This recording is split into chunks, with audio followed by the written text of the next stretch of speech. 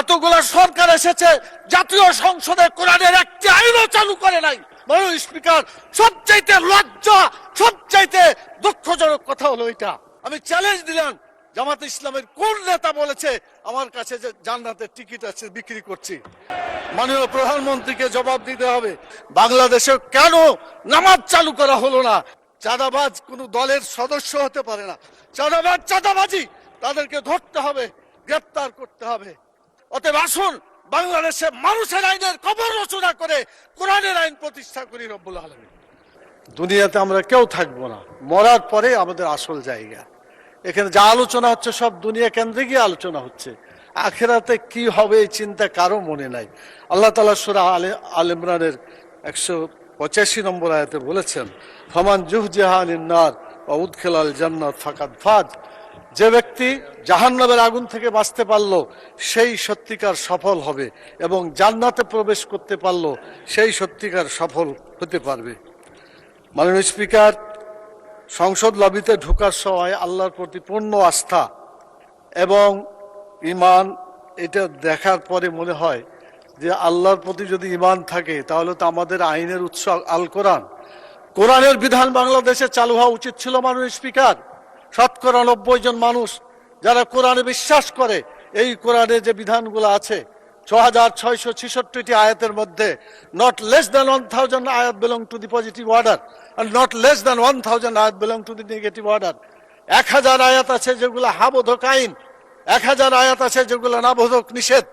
কোরআনের এই 1000 পজিটিভ এবং 1000 নেগেটিভ আয়াতগুলা বাংলাদেশে কায়েম করতে হবে, এটা আমাদের দাবি। মাননীয় স্পিকার, এরপরে যে কথা আমি বলতে চাই মাননীয় স্পিকার, সেটা হলো আল্লাহ তাআলা যাদেরকে নির্বাচিত করেছেন, হুকুমের ক্ষমতা দিয়েছেন, সূরা হজের 41 নম্বর আয়াত।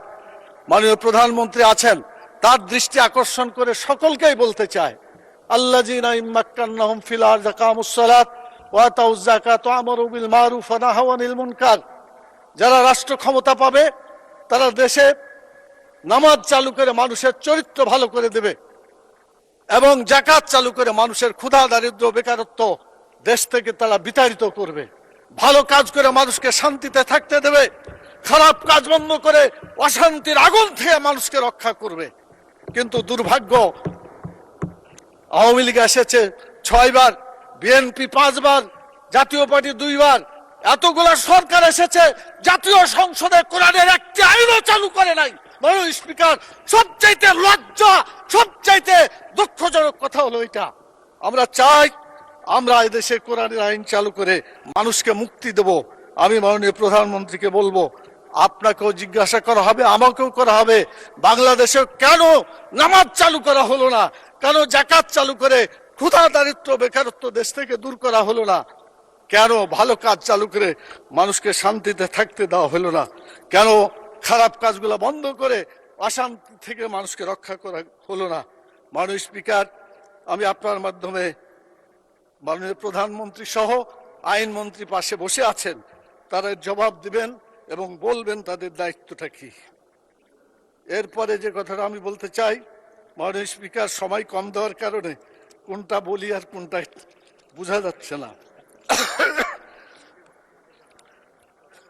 মাননীয় স্পিকার, আমাদের দেশের সুদ, ঘুষ, মদ, জুয়া, জেনা, ব্যভিচার, চাঁদাবাজি, টেন্ডারবাজি যারা করে, এরা কোনো দলের লোক না মাননীয় স্পিকার।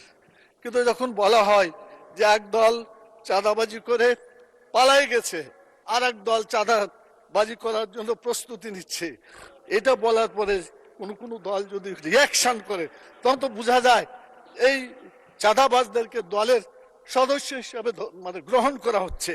আজকে সিদ্ধান্ত হোক মাননীয় স্পিকার, চাঁদাবাজ কোনো দলের সদস্য হতে পারে না।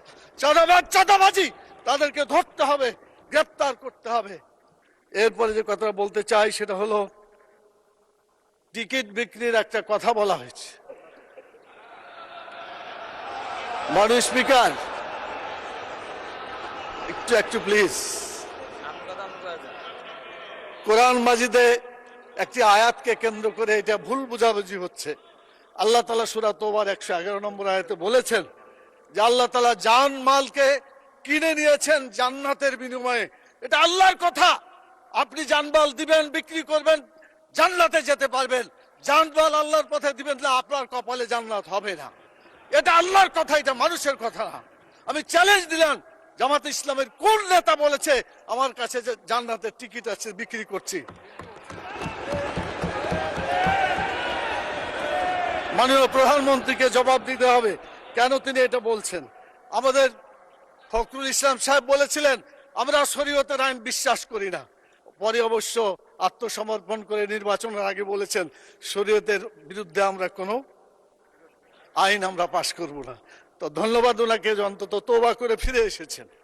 আমরা আল্লাহর আইন চাই, আপনারা আল্লাহর আইনের বিরোধিতা করবেন না বলেছেন। অতএব আসুন বাংলাদেশে মানুষের আইনের কবর রচনা করে কোরআনের আইন প্রতিষ্ঠা করি রব্বুল আলামিন। আল্লাহ তাআলা আমাদেরকে